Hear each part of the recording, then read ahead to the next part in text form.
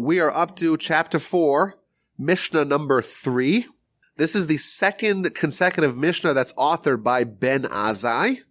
We'll read it and then we'll dig into it. Hu haya omer, he would say, Al tihi baz l'chol adam. Don't be scornful of any person. Va'al ti mafled l'chol davar, and do not be dismissive of anything. She'en l'cha adam she'en lo shah, ve'en l'cha davar she'en lo makom. For you don't have any person who does not have his hour, and you do not have anything that does not have its place. This is a little bit of a cryptic Mishnah. We're told by Ben Azzai to not be dismissive, to not disdain any person, to not ignore, to not appreciate the validity of anything. Everything has value. Every person has value.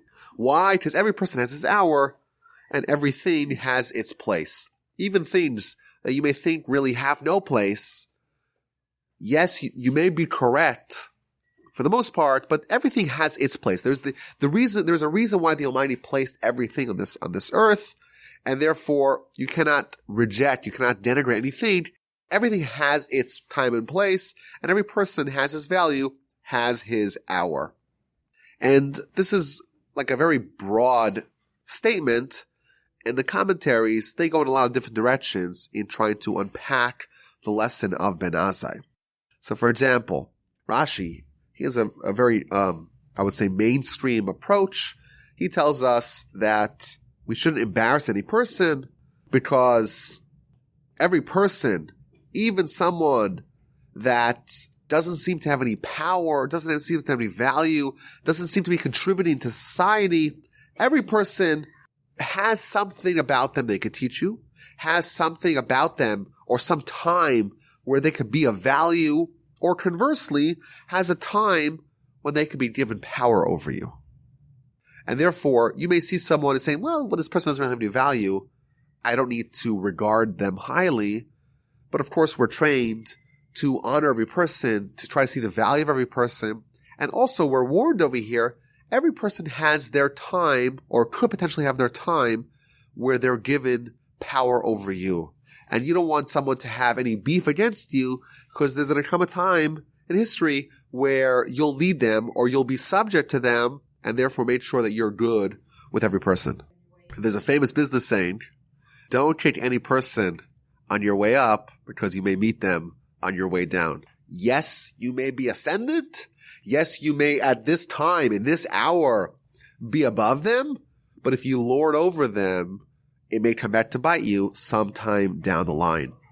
In addition, we're also told that everything, even non-animate things, everything, or non-persons, everything has a value, and it has its time, its place. There's going to be some time in history when you need it. And there's a famous episode that the Midrash brings about King David related to this idea. King David didn't like spiders. And he asked God, why did you make spiders? Who needs spiders? And the Midrash goes on to say how when David was fleeing from Saul, he was hiding once in a cave, and a spider came and made a web over the entrance of the cave, a very quick web. And then when Saul and his henchmen were looking for David, they see this cave and it's covered with the spider's web, and they say, oh, there's no way David could be in there. Because after all, he would have to break through this web, and therefore they ignored that cave. And that was the lesson to David. Of course, the lesson to us as well. Everything has its time, has its place. It'll have its time in history and its place in the world where it can be of great use. Every person, in addition, we're told, every person that exists, it's evidence of God desiring that person to exist. And therefore, if you're denigrating that, it's in effect a lack of faith. Because if you don't see value in some person, God does see value in that person.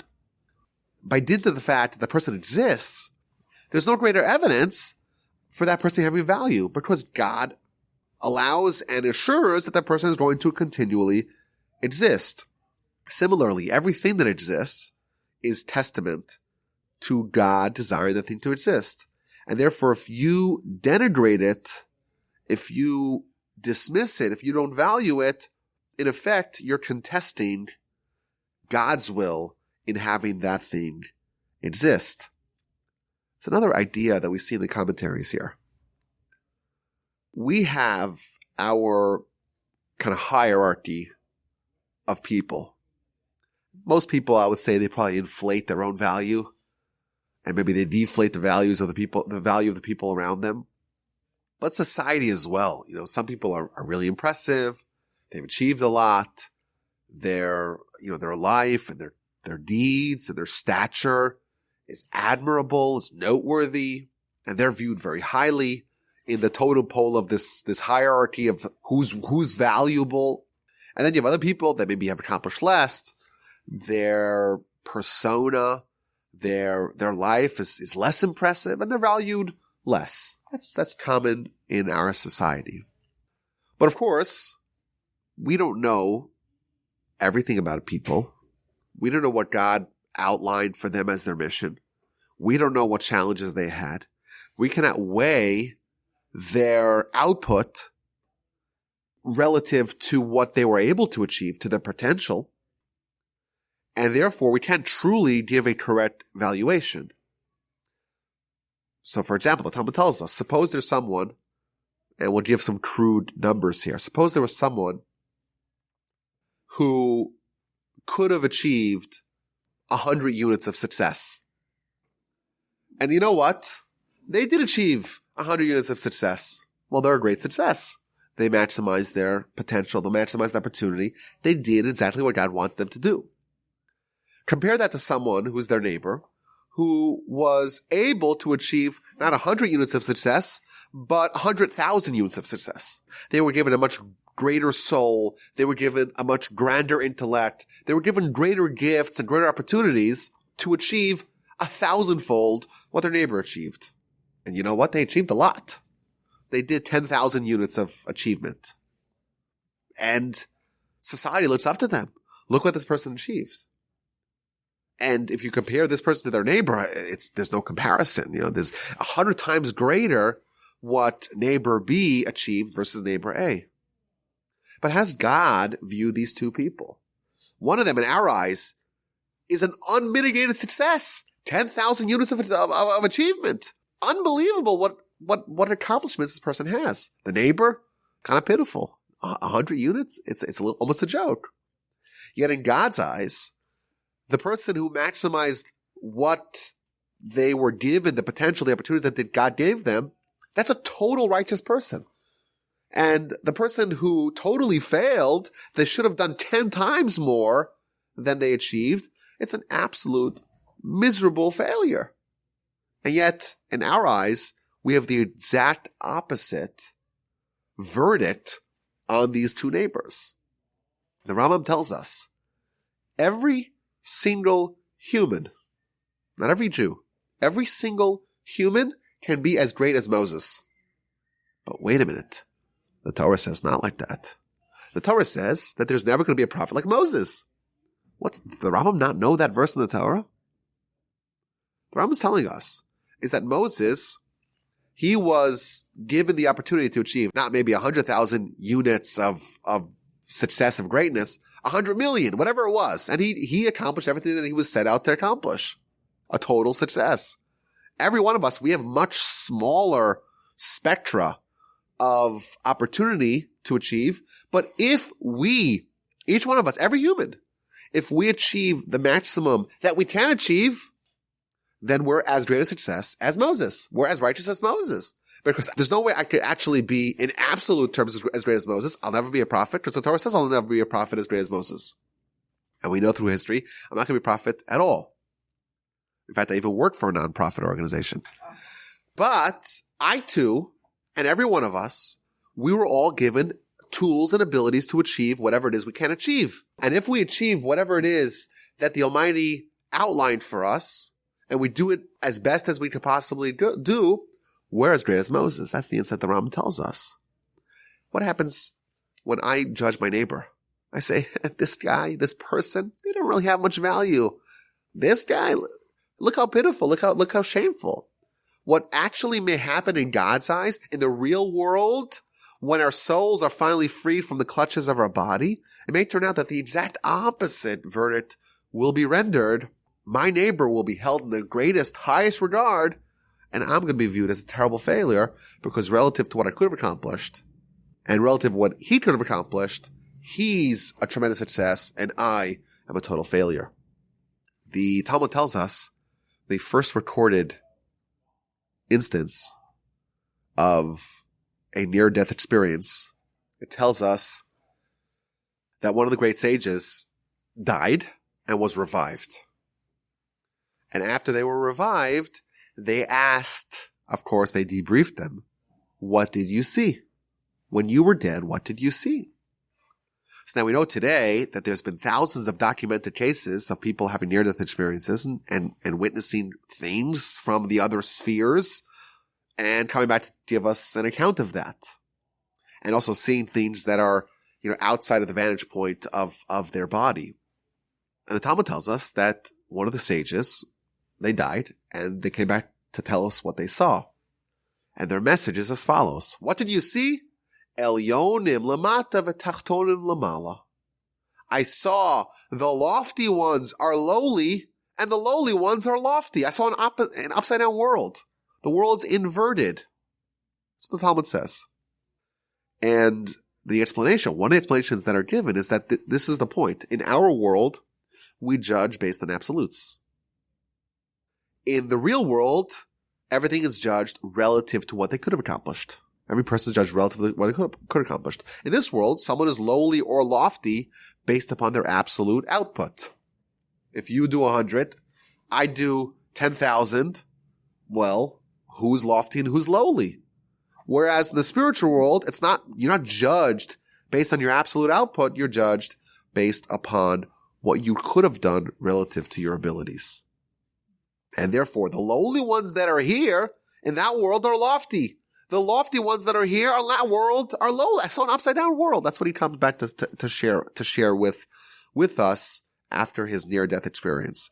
That's another point here in the Mishnah, a deep point that Ben Azzai is revealing to us, that we have a tendency to judge other people. And of course, we've seen previously in Pirkei Avos that we shouldn't judge other people. But one of the ways that we judge them is we're dismissive of them. We denigrate them. We're scornful towards them. They don't have so much value in our eyes. And here we see another idea as to why that's perilous and why that could be totally mistaken, because who knows who's really greater? You may think, justifiably in your eyes, you're a greater person. That person, what a joke. What an embarrassment. Look at them. They're a criminal. They're unsophisticated. They don't study. They don't speak properly. They're not advanced. They don't think properly. Whatever it is, there are sufficient reasons in your eyes to denigrate them, to view them lowly. And you know what? You may be right by the lenses of this world. Comes along Ben Azzai and he tells us we may be making a grave error because we have no idea how God judges them. And it's quite possible that the person that you view as being very lowly is actually loftier than you in God's eyes. I want to suggest another explanation to this Mishnah based upon the exact wording of the Mishnah. So if you'll notice, the Mishnah uses the words, there's no person that does not have his hour. It doesn't say his time, it says kind of his hour. I want to maybe suggest an idea based upon a motif that appears several places in the Talmud about everyone having an auspicious hour to turn their life around. We might have mentioned this in the past. It's worth revisiting frequently. We're told that our objective as humans in this world is to ensure that we leave this world with an entrance ticket to Olam Haba, to the next world. This world is like a corridor. It's one of the missions we'll see later on in this chapter. It's a corridor. It's a pathway to try to get to the next world. This is all like a long hallway, a corridor, a pathway to try to arrive at the palace gates armed with the tools of admittance. And of course, the mitzvos, the Torah, all that is there to aid us, to make us a better candidate for the next world. That's one of the main foundational ideas of Torah. Typically, to do that, to actually achieve your mission, your mandate, to be armed with the tools to get to Olam Haba, that's typically the result of a lifetime's work. If you work for your whole life in the corridor, constantly refining, perfecting yourself to make yourself a better and better candidate to get to Olam Haba, when you arrive at those doors, you'll be allowed in. Otherwise, you'll have to be sent back to the beginning of the line. You have to go through some cleaning process. It's not going to be pleasant. And we talked about that in the podcast that we did about Jonah. However, the Talmud in 3 places tells us that there is a shortcut to leapfrog all the work, to cut the line, to have a loophole of all loopholes, to be able to achieve a lifetime's work compressed into 1 hour. It gives us 3 stories to this effect.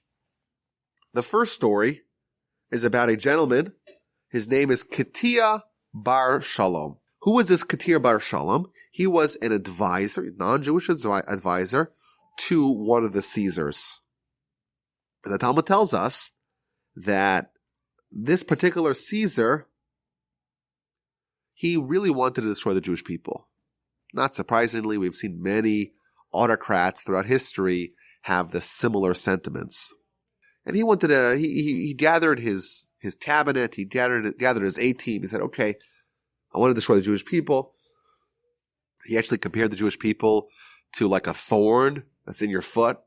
It's like, I'm suffering so much with them. I can't deal with them. Let's just cut it off. Let me just get it over with. Let's get rid of this pest that's bothering me. And Katir Bar Shalom is one of those advisors. And he says, all the advisors are like, yeah, great idea. Rubber stamp. Yes, sir. Yes, sir. And comes along Katir Bar Shalom and says, no, this is a bad idea. He says, not only is it, why is it a bad idea? Because A, it won't be successful. Numerous people have tried and none of them succeeded. And B, how are you going to be described in the history books?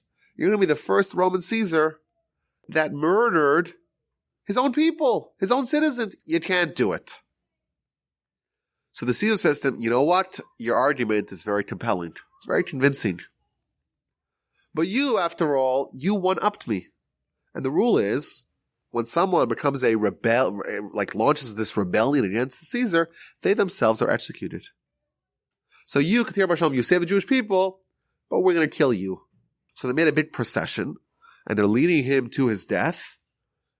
And someone in the stands started heckling Katir Bar Shalom. And he tells him, you know, you did everything to save the Jewish people, but you're not Jewish yourself. And you're such a sucker. You didn't join the people that you saved. So what did you gain? You just sacrificed yourself for the foreign people. So the Talmud describes what happened next. This Katir Bar Shalom individual, he grabbed a knife, he circumcised himself, and then he declared, I've now paid my dues to join the Jewish people. Just like the Jewish people are circumcised, I now am circumcised. I paid my dues. I'm part of the Jews. And right away he was executed. And the episode concludes with the following statement. After the story happened, a prophetic voice announced, Katia Bar Shalom is invited to Olam Haba.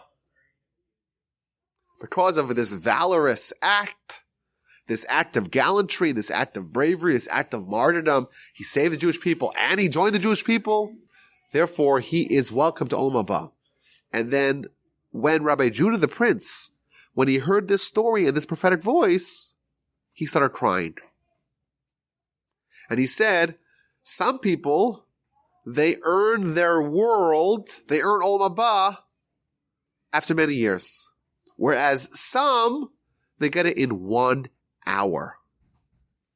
Again, this is the first time we see this idea in the Talmud, book of Avodah Zarah, page 10b. It tells us that it's possible for someone to achieve Olam Haba, this world, over the course of a lifetime, and it's also possible to achieve the exact same destiny in 1 hour. This Katir Bar Shalom, he was a non-Jewish advisor. He was a Roman. He wasn't necessarily a good candidate for Olam Haba. Yet with 1 hour, with his actions of 1 hour, he was able to achieve this tremendous goal. That's the first story to this effect. A second story to this effect is also found in the Talmud in the book of Avodah Zarah. This time it's on page 17a. It tells of a different person. This person was Jewish, but he was not behaving exactly as the Torah outlines. In fact, the Talmud says that he was a connoisseur of harlots. And in fact, he was someone who prided himself that there was no woman of ill repute that he had not patronized. He had patronized them all. And then he found out that there was one prostitute in the other end of the world who was very talented and was very expensive. And he says, "Oh, I gotta go visit her." And he travels. The Talmud says that he went over 7 rivers, a very long distance. It was 400 gold coins, very expensive. And the Talmud describes what actually happened. But this harlot started reprimanding him. She said to him, "You're such a lowlife. You're like an embarrassment." And you really hit rock bottom when the harlots start embarrassing you. So he decided he's going to repent. And he's going to change his ways. And it's a very long description of what he tried to do. He tried to find all kinds of other ways towards repentance without actually having to change himself. He tried to use all kinds of external ways to change himself, or to change his circumstances, but not to change who he really was. And then he realized that he's the only one who could do it. And he truly repented. And he truly changed himself in a mournful way. And the Talmud says, but he had become so addicted to his way of life that when he changed, he suffered tremendous withdrawal symptoms and he died of the pain. And again, the story concludes, a prophetic voice boomed. This great sage, it calls him the great rabbi, which is obviously an elevated term. Rabbi Eliezer ben Durdai is invited to Olam Haba. Again, Rabbi the Prince hears this and he starts crying. Some people have to work a whole lifetime to get invited to Olam Haba. Others get their invitation in 1 hour. And finally, a third episode. This is telling us of the events surrounding the Roman Emperor Hadrian and his assault on Judaism in the 130s. We talk about the Holocaust. The first Holocaust in Jewish literature is always the events of Hadrian's Holocaust of the 130s. And one of the things that he would do is he would assassinate rabbis in terrible, horrific ways. And it tells the story that he made this rule: anyone who teaches Torah is going to be assassinated. And one of the great rabbis, Rabbi Hanina ben Teradion, he rebuffed this edict and he was arrested and murdered in a very grisly fashion. The barbarians, they took a Torah scroll and they wrapped him with the Torah scroll, and then they lit a fire around him, close enough to causing him tremendous agony, but far enough that he wouldn't get engulfed in the flames and wouldn't die. Moreover, they placed like a compress on his heart to keep him alive as long as possible to prolong his agony. And meanwhile, everyone's invited to witness the spectacle, and he's talking to his students, he's talking to his daughter. His daughter is like, she's terribly distressed at what she's seeing, and he tells her, don't worry about it. If it was just me being burned, then it would be a problem. But after all, look what these barbarians are doing. They're burning me and a Torah scroll. God maybe will be forgiving of them hurting me, but he would never stand silent with the burning of the Torah scroll, and therefore I know I will have my retribution. Students are there. They can't believe what they're witnessing. He says to them, you know what I see? I see that the scroll is being burned, but the letters are flying up to heaven. Another common theme in Judaism. Meanwhile, the Roman executioner, they are overseeing it. You would imagine what he was like, a hardened criminal, not exactly a firm adherent to the Geneva Convention. And he, while witnessing this, is moved to change his ways. And he asks the great rabbi, if I expedite your death, will you guarantee me a ticket to Olam Haba? And the rabbi says, yes, I will guarantee you a ticket. So immediately he swiftly raised the flames. He pulled off the compress from his heart. He himself jumped into the fire. Both of them died. And again, the prophetic voice announced Rabbi Hanina ben Tradion and the executioner are both invited to Olam Haba. And again, Rabbi Judah the Prince, when he hears that, he starts crying and he says, some people have to work a whole lifetime to get their ticket, whereas others, they get their ticket to Olam Haba in 1 hour. So these 3 stories, they demonstrate to us that there's 2 roadmaps to be given a ticket to Olam Haba. There's the typical, the slow, the steady grind, a lifetime of work. And then there is the expedited route, and that is the shortcut route, achieving your lifetime of work in 1 hour. Let's get back to our Mishnah. Our Mishnah tells us not to denigrate any person, not to be dismissive of any person, for there is no person who does not have his hour. We look at other people and we try to judge them. And you know what? We may be accurate in our assessment. We may look at someone and say this person is an absolute lowlife. And you know what? They may be a total lowlife. They may be a Roman executioner, a heartless and cruel and brutal murderer. There may be someone who is a connoisseur of prostitutes, total degenerate. There may be someone who is part of the axis of evil of the enemies. They're an advisor to a bloodthirsty Caesar.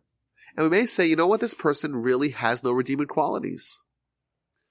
Yet even such a person, the Mishnah is advising us, they may have their hour. They may have their one opportunity to change it all in a dime, to live a life of sin, yet to punctuate that life with some great valorous act that could change their entire assessment. And yes, they did not choose the path of a lifetime of righteousness, but who knows, they have their hour of achieving righteousness in one fell swoop, and therefore they will indeed result as being someone who ends up in the same bucket as the righteous who at their grind year after year, day after day, month after month, decade after decade in their pursuit of righteousness. There is a story that is found in a biography of the great Rabbi Moshe Feinstein of blessed memory. He was the greatest halakhic authority of the 20th century. And the story goes that there was a person who had denigrated Rabbi Feinstein's ruling, was a vocal opponent of it, but also disrespected and disparaged the great rabbi. So it's okay. We believe in a meritocracy. We believe in people arguing their case. But the greatest rabbi of his time, to have some individual to think that they're really a true colleague, to think they're truly an equal, and to denigrate them personally, those things are unheard of. Those things are unconscionable. But this person did it anyhow. And then this person comes to visit Rabbi Feinstein and asks for a favor. He asks for an approbation for his book. He wrote a new book. He wants an approbation from the great rabbi. And everyone was absolutely flummoxed by what they saw. The onlookers were totally incredulous. How is it possible someone could be so brazen to embarrass the rabbi, never apologize, yet come and unabashedly ask for a favor? And even more striking, the rabbi did it. He wrote him a flowery letter for his new book. And the person never apologized, says thank you, and leaves without any remorse, any apology. And the onlookers, they asked the rabbi to explain, what's the meaning behind this? How do you justify this? This is totally inappropriate. This person is not deserving of your approbation. And the rabbi responded as follows. He said, the Talmud tells us that it's possible to achieve Olam Haba in 1 hour. Perhaps this is my hour. Of course, the great rabbi is someone who worked to achieve Olam Haba every day of their lives. But this statement, maybe it's revealing to us that every person, regardless of who they are, regardless of what kind of life they've lived, every person is going to be afforded an opportunity to unlock their ticket to Olam Haba in 1 hour. And therefore, our Mishnah advises us, every person, no matter who they are, no matter what kind of life they've lived, is going to be afforded an opportunity in 1 hour to achieve greatness, to change the entire verdict of their life, to become righteous in their very last dying moments. And therefore, there's no person who has no hour, and therefore, we should not denigrate any person. I think it's a very valuable lesson, both as someone who has to view other people, but also for ourselves, that we should be aware that every one of us is going to be afforded an opportunity to do something really great in our lives. And in 1 hour, we can really change everything. I want to point out another point. The Talmud tells us that if someone embarrasses you and you don't respond, even though you're correct, even though you're justified, you swallow your shame, so to speak, you swallow your pride, you're going to get Olam Haba in 1 hour. That's the equivalent of the very valorous act of martyrdom that's being described here in the Talmud. And I think we should be training ourselves to be on the lookout for these opportunities of achieving everything in an hour.